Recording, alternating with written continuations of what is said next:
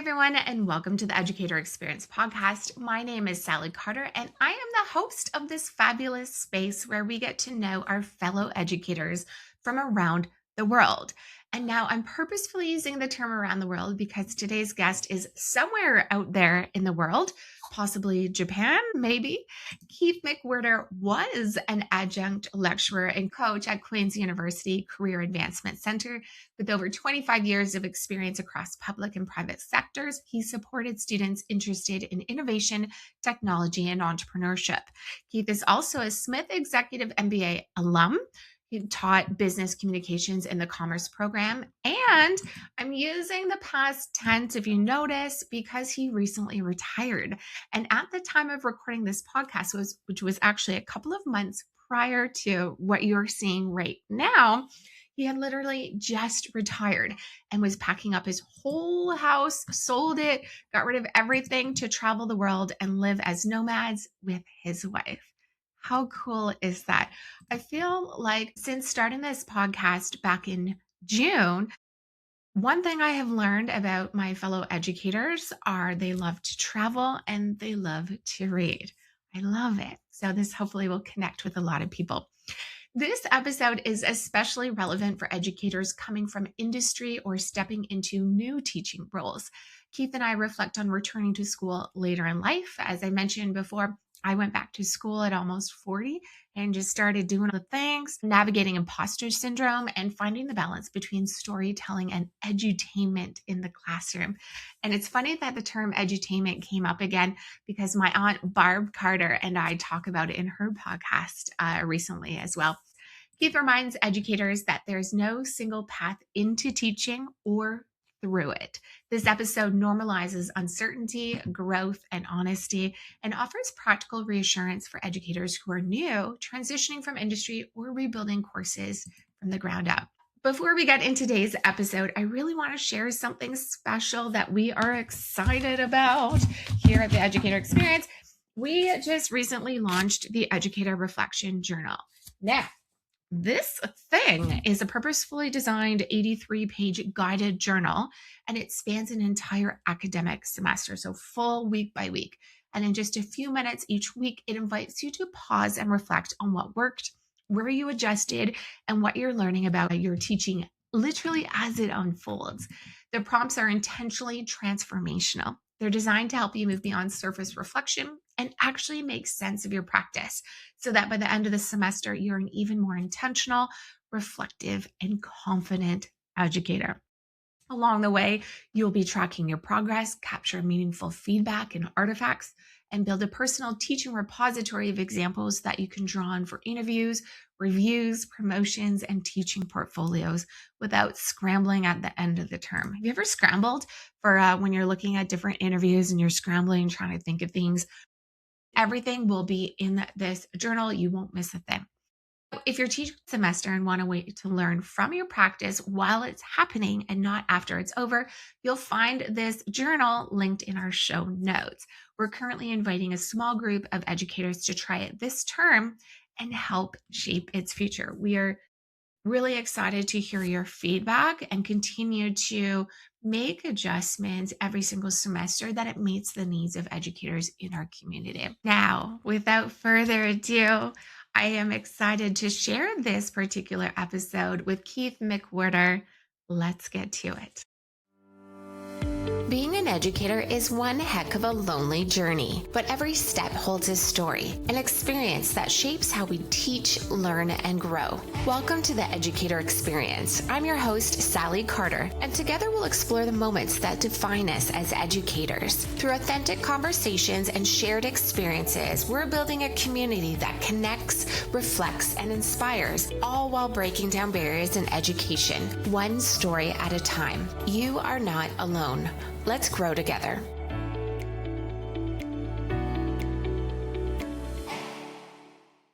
Keith, I'm so excited to be chatting with you today. Thank you so much for joining us. So tell us a little bit about how you got into teaching. Wow. Okay. Well, about a 27-year story, so I'll give you the abridged version of it.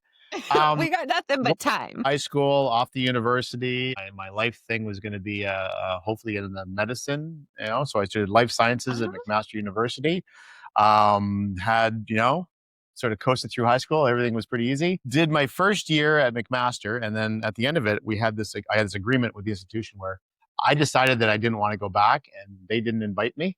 So that thus began my, instead of a 4 year undergrad, I did a 27-year undergrad where I went after it Hello. working.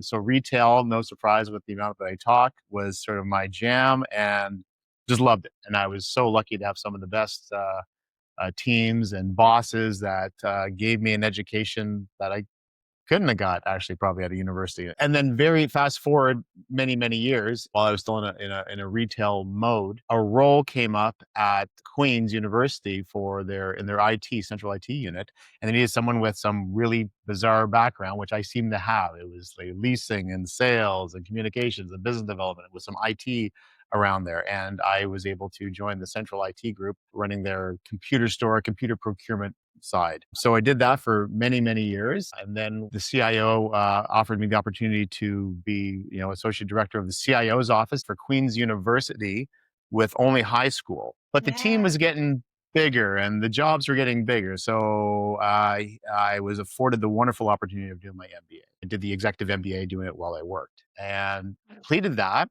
And there were some changes at the university at that time, and I wasn't really grooving on the job anymore. It was once you do, as you can appreciate when being a student, once you've worked so closely with a high performance team and you move at that speed, my role wasn't allowing me to do that. And I think it probably showed. Mm. So when I got an opportunity to leave and get a package, I did.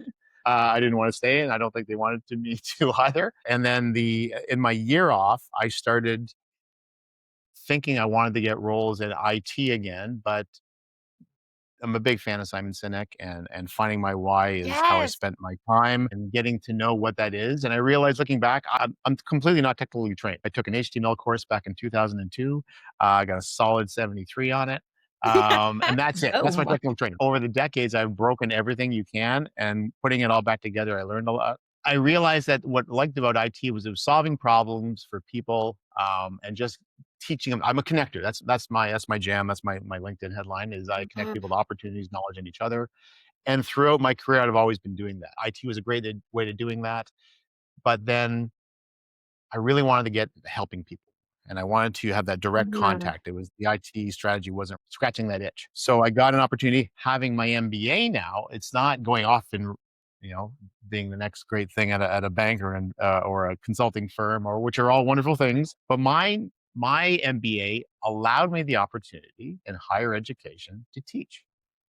And that's Mm. so people get their MBA and go off and do major things, and I did my MBA and had a, pretty substantial pay cut because I wanted to follow my passion, and education called out to me, and the work I was doing in my year off fed that and proved to me that that is my actual calling. So I Mhm. started teaching. Sorry, long answer to a very short question.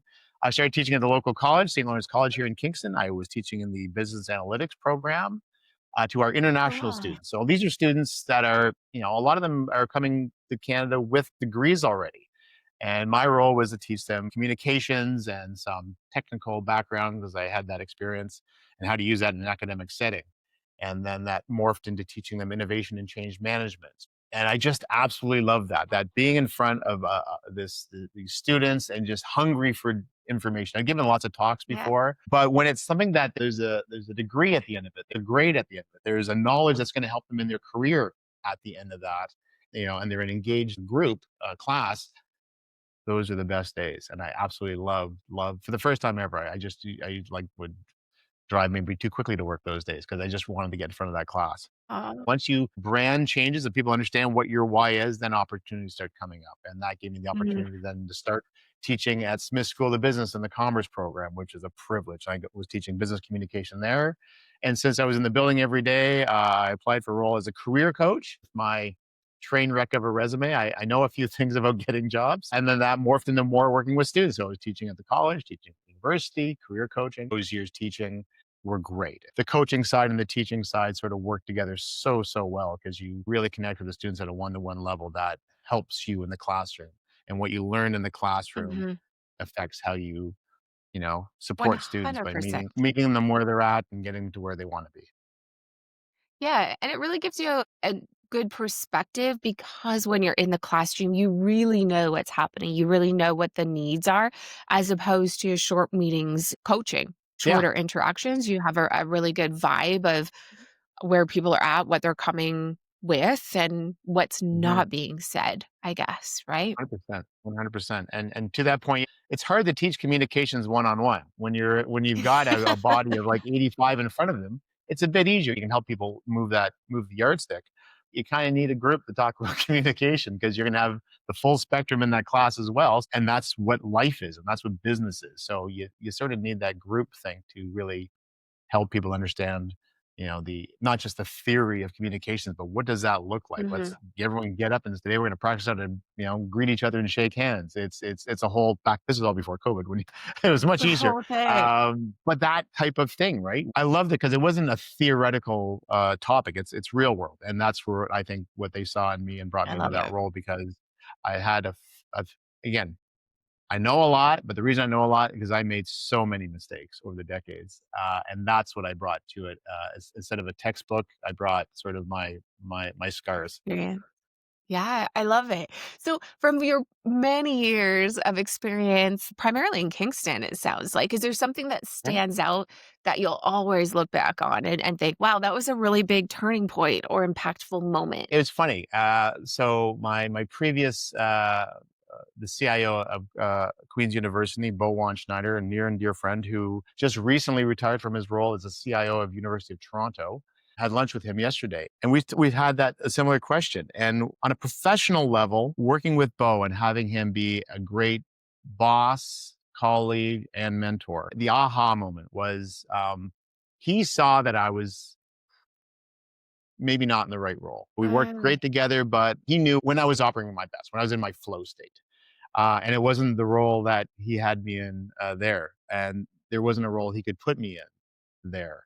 So that's when we had that whole talk about the MBA and what those doors would open for me and getting introduced to folks that he was working with closely at Smith School of Business. So mhm, connecting with someone who's you trust mm, and tells you like it is and has a view of your skill set and what you bring to the world maybe better than you do because we're all very biased. You always got to look at things with customers eyes, I used to say when I was in retail, and he had customers eyes. He was looking at me from the outside, so he saw that. And I think that at the time uncomfortable push and insight, but no, I define myself. I know my brand. I'm the mm, IT guy. We call it the velvet rut. It's very comfortable. You're wrapped in velvet, but you're in a rut. You're a victim of a comfortable job, is how other people describe it. And I think I was in that rut, and he helped me get out of it. And again, it was just funny you asked that question because we had lunch yesterday, and then he had no idea he had that effect on me. He had no idea. He remembered the conversation, but to wow. him, it was sort of a throwaway. And it blew his mind that resonated with me so strongly. Yeah, it's the small moments that matter, right? Yeah, the right boss, the right mentor can make all the difference in one's career, life, and etc. Called it the golden handcuffs. I was in corporate world for over 10 years. I had everything that my parents, every normal person dreamed of. Great job, great pension, stable life, and I'm just like the idea of being on a salary and going to the same job every single day and not being rewarded adequately for ideas, there's nothing for me to look forward to. I couldn't do it. I couldn't do it. I'm like, Mhm. I wanna see what I can do on my own. So and it's a big transition, right? But to have that support and for people to see that is very cool. Yeah, and to feel seen where it's Feel just, this is seen. here's your Yes. path. Before you look at the path, look at the person. Bo was great. And also I had this huge shout out to his predecessor, Sean Reynolds, who went from CIO at Queens to CIO at Northwestern University in Chicago. That took the chance on me without high school only hiring me into a university setting. And he took a massive Amazing. leap of faith on me. And Bo took the reins up after that. And yeah, changing moment. And I thought it was a joke because they're looking for this weird combination of like this retail and sales and business development and IT. I thought it was a joke, and she's no, here's actually the job. I think they wanted some sort of degree or or relevant work experience, which I love to see that in a job description because that's me. Yeah. Because there's no initials after the name. And that was one of the interview questions. Sean asked me, "How are you going to operate in an academic setting without any letters after your name?" And this is, I don't know, I feel weird sharing this because it's a great soundbite, but it makes me sound like a jerk. My response to Sean was, "You don't teach what I know, so I think I'm okay here." Oh, no, those are facts. That's not being a jerk. Like That's yeah. at the end of the meeting, he handed me his business card and his, Sean Reynolds, and his business card at Queens didn't have any initials after his name either. He has them, but he doesn't put them on business cards because that was just he doesn't think that's as important. And that was on a Yeah. Friday, and then like they called me back in on Monday and gave me the job, and that was a So crazy surreal experience. All joking aside, but it gives you this kind of that's who you want to work with, someone who actually gets what you are and what you do and sees that mhm, potential. You're not I wasn't wonderful. I wasn't the best at anything at all. I never will be. But he saw it's about potential and momentum and openness to change and to grow and to learn and to fail. That's what got me through my teaching as well because I did all of those things.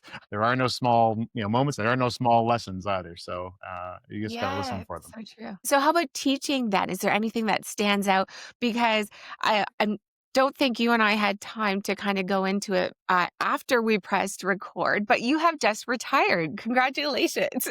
So it's Thank just you. a Thank you. perfect Yeah. time to reflect and Yeah. look back and talk about these impactful times. So you mentioned just the importance of feeling seen in a work environment. What about for teaching? What stands out for you? This is a sort of personal level where you get in front of a large group of people and that's time to perform, right? So I probably like floated a bit into edutainment a little bit, right? And My aunt said this exact word. No joke. I was just talking about my aunt and she said this exact word. And when you said performing, I'm like, oh, mental note, bring up my aunt and her word edutainment. That's hilarious. yeah, and you get into this mode, and it's just how I'm wired. I mean, on all the behavioral studies I've done with working at Queens and I'm part of my team in the MBA program. I'm like sort of on the I or the outgoing, or the performance thing, or the initiative, like, or whatever they called it. Yeah, I'm like there's the circle, and then I'm sort of over here off the circle, which isn't a good thing. Which isn't Just always hanging there's out. no bad style, but if you're within the circle, it might be better. So I go into that mode very naturally and very easily, as you're probably gaining from this conversation. So I would, and it was very comfortable and easy to do, and it was not benefiting my students at all. Yes, I did entertain some of them, I'm sure, but that and some of the feedback I got, I was coming at it too casual, and again, I was leaning into.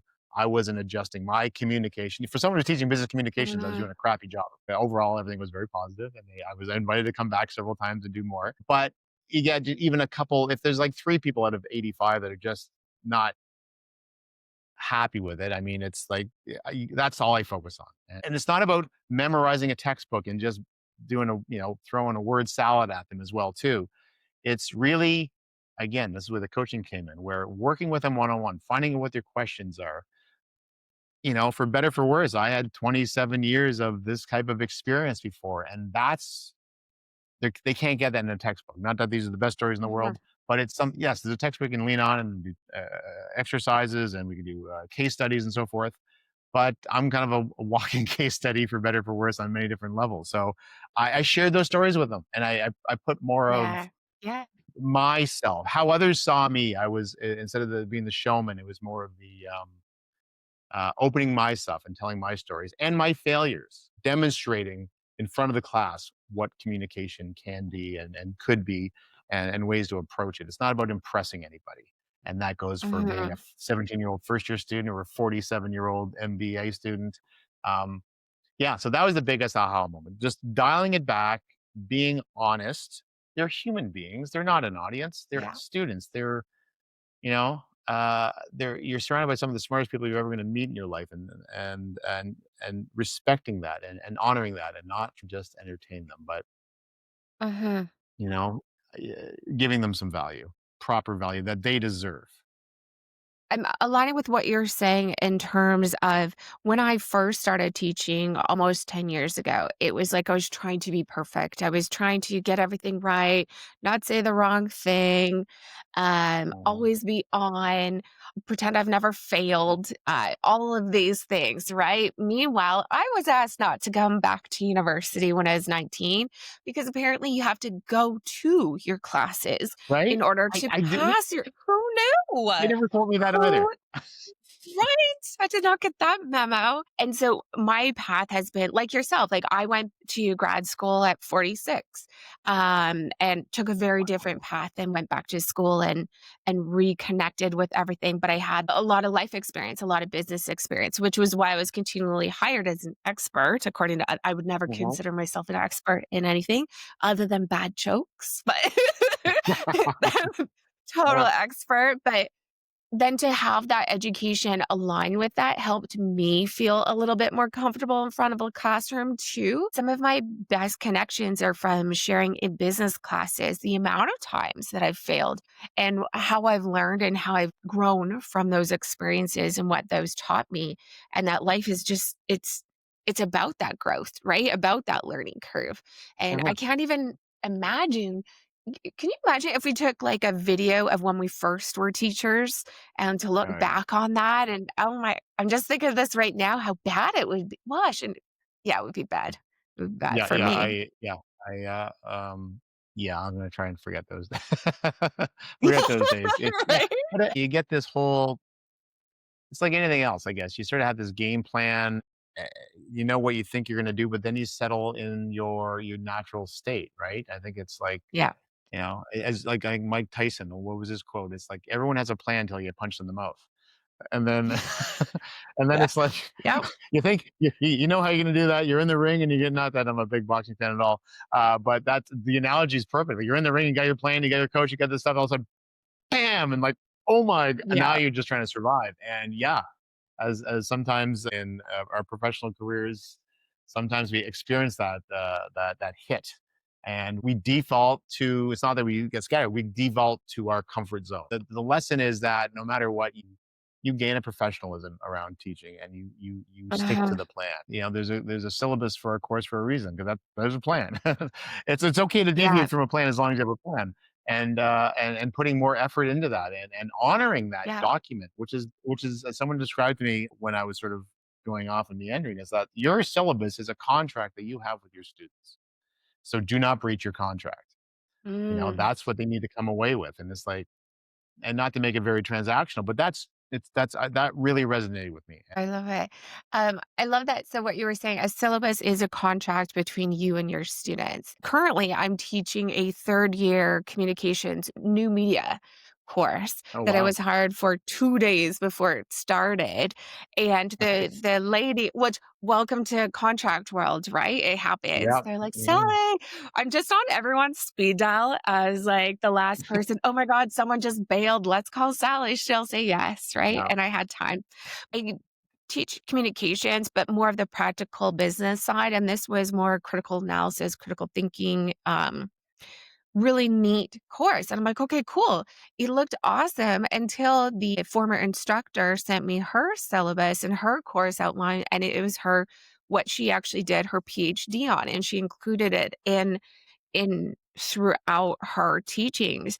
And I had Yeah. a moment of just completely freezing. I'm like, "Oh my god, maybe I can't do this." This was her world, and she molded it accordingly. And I'm just this business person just being like, "Okay, yeah, I'll teach this course, no big deal." But it is a big deal. And I felt all this pressure until I realized, I'm not going to be like that.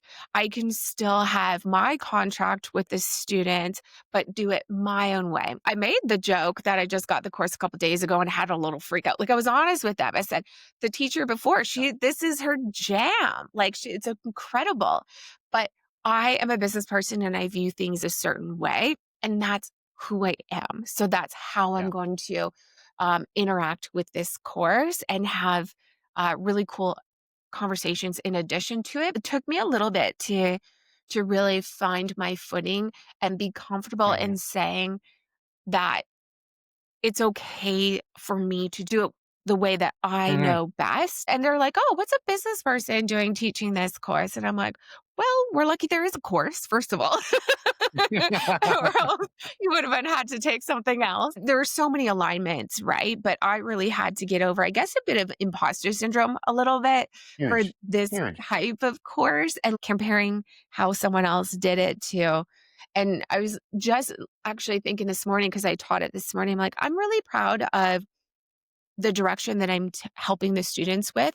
I may not Uh-huh. have some of these extra artifacts or things that the other professor included, but we're really focusing on becoming better writers in addition to Yeah. having good conversations. So I'm like, okay, that's my small gift here. I'm really comfortable with that. Yeah, and to that, 100%, the imposter syndrome, I don't have the credentials. I know I can do this, but I Yes, don't have that sometimes. thing. They're Yeah. expecting it. And I guess the other learning thing I had was, so how do I get over that? It's up to me to solve it because they might not have it. But that's the voice that's spinning around in my head. And Hmm. you mentioned syllabi. What worked for me was, so coming in, I was part of an amazing, amazing teaching and lots of big class. So we each had a couple sections. A section is 85 students at a time, and I was like, "Hey, so how can tell me about your syllabus?" And they were very generous. They're all sharing, but it was all quite different, right? And they're all Yeah. great, but they're all quite different. And so students in one section were actually getting some different learning outcomes that it would feel than others groups. So my value add to those folks, because I'm a bit of a nerd and I like technology, and that was my previous jam. Let's bring this together, and we started to meet as a group, and let's make this easier so that wouldn't it be great if any one of us couldn't teach one class? The other professor, you could say, "What class can't you make it?" "I don't want class 8."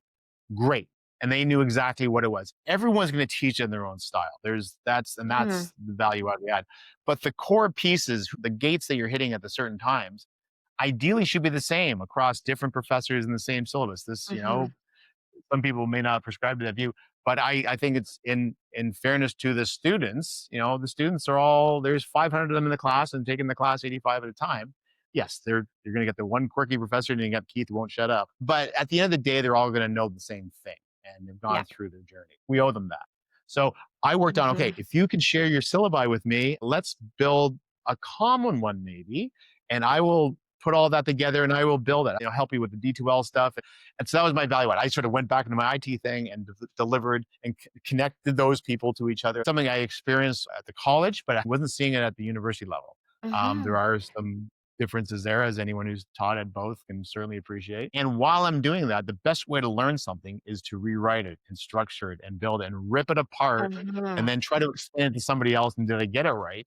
And now that we sort of had a concise one, I had it down pat. I was super comfortable with it because I had a Cool. thumbprint on it as well too. In my lead up to teaching, while I was at the college still, I TA'd for some professors. Sat in on their classes. Like, how does this assignment work? Like, learn the Yeah. mechanics of it, right? And like, again, when students out on the career coaching side, I want to be strategy at this company. It's like, well, they don't hire right out of school for strategy. It's usually sales or operations or marketing. You got to know how the client thinks. You got to know how the company works. You got to know how the product functions. You got to know all these things. And once you've learned that, and maybe even a couple of those functions, then we'll trust you with strategy. And I would say the same thing with Hmm. teaching is you break it down into the components. Be a TA before they give you one, right? The non-sexy side of teaching, go do that for a little bit or as you're doing something else as a side hustle and learn it. And then when you're in Hmm. front of that class, you've got some relevant thoughts. And now you are communicating and not just edutaining them. I'm not just an edutainer. I love it. I've been pretty fortunate. The majority of the places that I have worked with and for have had some sort of sharing system. But then I Yeah. do hear of places that still it's very private and I don't want to share anything. There's so much value in having these conversations. In especially when it's your first course, a new course, Yeah. so stressful, the amount of time you waste just trying to figure probably some super basic things out when Mhm. someone could be like, "Yeah, this is just how I did it, and it worked for me." There's just so much value, 100% in sharing. That's why we have the community. That's why I really Yeah. wanted to build actually this business is is Lovely. to allow people to share from across platforms, have conversations. What are other people doing that maybe I don't even know about, right? Right. For our own professional development. I actually tell students, like when I'm in a class, I say, let me tell you what it's like to be a teacher. Okay. I said, this is my first course of this course. I'm an experienced teacher, but this is my first one. So I am sticking to the textbook. This textbook is your Bible. Why? Yeah. Because I am learning the course with you, and this Yeah. is our one anchor that kind of brings everything together. So, yes, you need it. Wonderful. I will be relying on it. I will bring things in, but this is how I'm going to make it as easy for me as possible to learn as much. And then, like, second course, third course, whatever, I will adjust and play around and Yeah. feel more comfortable. But I want to make things as straightforward for myself too. Like, it's a lot 100%. when you're teaching a new course, right? So I rely on It that is. textbook, and then I get adventurous after that. Yeah, I love that because I had some, the joke I always hear is like, in preparing for something, you just have to be one class ahead of your students. And I remember telling They that to don't know that. I remember telling that to a seasoned professor, and her comment was, "You just have to be 2 slides ahead of them." For forget about the class, just 2 slides, Just have to you wake know? up an hour earlier Just before them. it's a piece, you know? And again, honor your class enough that you might have missed something. Again, you go over it enough in your own Mhm, head, it makes complete sense, but for mhm, the first time they're hearing it, and if you need to stop and go back and redo something, it's not because they didn't get it, it's that you didn't communicate it properly, and mhm, it's not they weren't listening or they weren't doing this. Is like first thing you got to look at is yourself. Did I communicate that properly? And I've had classes where it's going one way, the questions are going one direction. Is like, yeah, you know what? I'm getting a lot of questions on this, and I welcome that. Like, there's no such thing as an interruption. It's like, please, like, I mhm. want to. If you're not getting this, then I'm not doing my job.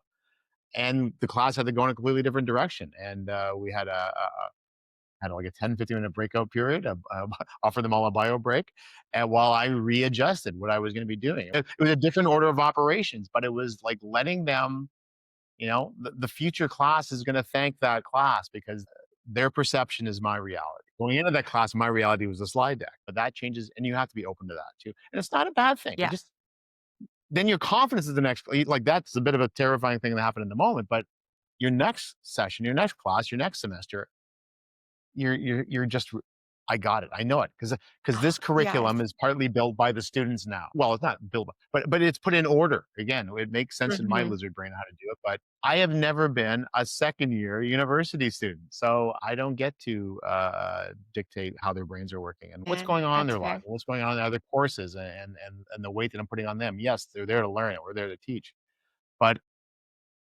you want them to be successful. You're creating leaders. Mhm, It's not a mass market machine, right? So there's understanding that as well too. It's not just getting to the end of the course. It's yeah. getting your students to where they need to be. Yeah, I actually this morning when I was teaching, I scrapped my whole morning. I was like, "Listen, I'm not quite happy with the level of writing where I would like it to be. So, Mhm. we're gonna do it together, and we're gonna help each other get there, and you're gonna work with people around you, and we're gonna solely focus on this because I want you to succeed. I want you to know you're not alone." I was gonna say, I have a girlfriend who said that at one point in her career, she was teaching 5 of the same courses year after year after year, the exact Right. same course. The school Mhm. she worked at was so large, and she said she just knew the questions that were coming, and her life and my life were so different because I had a different course every single time, and the stress that it is for my brain, I didn't realize what it's like to have consistency and teach something on repeat and really get comfortable into it. I was always preparing. I was always thinking ahead in a different mode. And now I get to teach a few things on repeat. I'm like, oh, this is great. Like you can have fun, Yeah. you can relax, and it's a different level of stress. And you can Yeah. see things a lot differently when you're relaxed. I love that. The example you gave of she's done it so many times, she sort of knows the Yeah. questions that are coming up. So I actually built that in some of mine where my second slide would be I'd do the sort of introduction what the topic is, and the one slide is just with the word yes. And the next slide was, yes, this is going to be recorded. Yes, the PDFs will be up on by 4 o'clock today. No, you can't do this. Yes, you can do this. Like all the questions I knew that were going to come up at some point during the class, I would just make that slide number 2 and Yeah, leave that up. And then everyone would just go, they didn't always have to like the answers that I gave, like, but they all went, "Oh, okay." So now they're focused. Now they're not worrying about, I yeah, wonder, should I? I don't know if I should ask. Did he? Just they're going to ask it, and build it into it. All of a sudden, they just everyone relax. Yes, take notes, but I don't have to take a picture of every slide the instructor has, which was happening a lot. If people are taking pictures of all your slides, then maybe there's something you should probably that's a relook at problem. your slides. If there's that much Right. on it, if you know what the questions are, don't keep that information. Share the fact that you know what the questions are, and that will make your class Agreed. relax. Well, as we start to wind down the conversation, I'm super excited to hear what your piece of advice would be actually for a new educator coming into the field. A As new you are educator coming into leaving, the field. what is your Yeah, advice for as I'm someone new? leaving. Yes. Yeah, I mean, I think we touched on a lot of it. I mean, the main chunks is, it's not all about you. It's not up for you to go out Mm, there and slay the dragon and just absolutely get it. Start asking questions. I learned that ask from my questions. work with many, many entrepreneurs over the year. You're not going to solve it by going in the room and closing all the windows, and start asking questions. Start talking. Not everyone's going to be helpful, but you'll be pleasantly surprised that the vast majority of fellow instructors will help you with that, because they were Yeah. in their shoes once. Don't do it on your own. Trust the class, trust the students. So involve them in the conversation as well too. Don't feel you have to, educate them. That's not what they're expecting. Certainly not what they and or their parents are paying for. There's lots of avenues to get entertained these days. You don't need to, it doesn't have to be necessarily in the classroom. Of course you want to be engaged. Of course you want to be taught. You want to have it. But that's a lovely tangent. That's a lovely peripheral. And again, the office hours things. I loved office hours. Again, I'm lucky I did that career coaching side of it. So that was part of my job. So make time for students. It was like during office hours for COVID. Like that's when I did a lot of my teaching was, yeah, I would stay at home if I didn't have a class and I would pop on. I would sit at my desk. I'd work to do anyway. I'd turn on my Zoom, just leave it on, be on camera. Any student of mine could pop on and say, "Hey, Keith, you got 5 minutes?" I'm like, "Yeah, go ahead." And we would just chat, or three of them would hop on and they'd all talk to each other. We all want to ask them the same question, and just make yourself available. The questions they're asking you is going to inform your next class. Instructors and the syllabi and the curricula and the textbook will, of course, help you build it, but your students will help you with the dialect in which you present the class to them. So yes, trust them to help you do better for them. And then when they see that, now their trust comes up in the class as well too. So yeah, don't solve it on your own. Trust your students. If you're only trying to solve this yourself, you will always have imposter syndrome. The second you hear about somebody else being an imposter, yours gets a little bit smaller. And the next time you hear about it, yours gets a bit smaller. And it never goes away. When you're teaching, you will always have butterflies. If that doesn't mean you're scared, nervous and excited and increased, heart rate, those are also the symptoms of being very happy and excited. Enjoy that. If you don't have butterflies before something, is Is that it? is it Yeah. worth doing as much, right? If you're a little bit nervous before you're doing something, because it means you're doing something important. You're doing something you love. You're doing something for somebody that you respect. That's what the nerves are talking. It's not you being bad at it. It's that you honoring the craft that you are exercising and you are feeling the weight of it. And wow, what an amazing job you get to have, right? So This is if you so don't feel the cool. butterflies, that's when you've got a problem. Wonderful words of wisdom from someone leaving the profession for Thank you all for the what you young, said. I use the word young, but all the folks coming into Thank you. the profession. That's so exciting, Keith. Thank you. And thank you Thank so you, much Sally, for for this taking your opportunity. time from your busy retired schedule now, but you're packing up, you're getting ready to leave, travel the world for 3 months, 3-month chunks at a time, you said you'll plan for? Well, And 3 months in any given spot. I get this question a lot about oh, coming. it was what? Well, yeah, it'll be moving around, getting back to Canada, of course, for friends and family. But yeah, probably at least a year or so at a time, and just um, A doing it year. all slow travel, boats only. So we're doing this all without stepping into an airport ever. So that's why the slow travel, Oh, right? So it takes you. There's a whole other podcast on why we're doing that, oh but my god, without going into all the details, for several reasons, is what my wife and I have selected to do. So you yeah, decided. um, how do you work and travel through cruise ships only, where it can take you 7 days to get somewhere, some days to get back. It's slow travel. So how do you work and travel Mm. slow? You don't work, right? And but I still will be working. I say that, but I've got some other projects on the side that I'll be doing as far as on the social media You've front, got your and career business, right? Career coaching business. yeah, I go, well, it's I would say it's a business. If it ever turned into something, that'd be great. But for me, it's there's so many people that maybe don't have all the access to the career resources that they deserve. And I know a lot of people. Was one of them, a decade ago, in my over 40, that was looking for a job, and in that age, you haven't applied for a job in maybe decades. You've been promoted through, you've moved Mhm. around. It's that sort of hidden job market where I'm seeing a lot of my colleagues that were now looking, and I've got the ability to help them. I've got some knowledge, I've got some training, Oh, I've some certification. So I'm just throwing out to the universe on my YouTube channel on as a Canadian career coach to help people get them over that hump. If I can help one person, then it's all worth it. And then we'll be doing some YouTube stuff for all of our travels because we're doing it in a kind uh, of weird different way. So Gen X Canadians slow traveling around the world without an airport. So that apparently is a bit of a niche. We don't really have a lot of people doing that. So when we're on those long, slow boats across the Pacific, I will this be is creating so some content, exciting. and maybe I'll have you on my show as well too at someday if it I ever would gets to love that stage. to. I would be honored. Yeah, that's so cool. Well, we will definitely watch for all your channels. This is so exciting, Kifo. Congratulations on this next phase of your life. And I look Thank forward you, to Sally. connecting again. Thank you so much for taking the time today. Thank you very much. My pleasure. Thank you for joining us on today's episode of the Educator Experience. We hope you're walking away feeling connected, inspired, and just a little bit more supported on your journey. Ready to go a little bit deeper? Join the Educator Experiences community and check out our courses and workshops specifically designed to support new educators as they navigate the ups, downs, and everything in between. You'll find it all at educatorexperiences.com. If today's conversation resonated with you, share it with a fellow educator and don't forget to subscribe so you never miss an episode. Together, we're building a vibrant community rooted in support and connection. See y'all next Monday.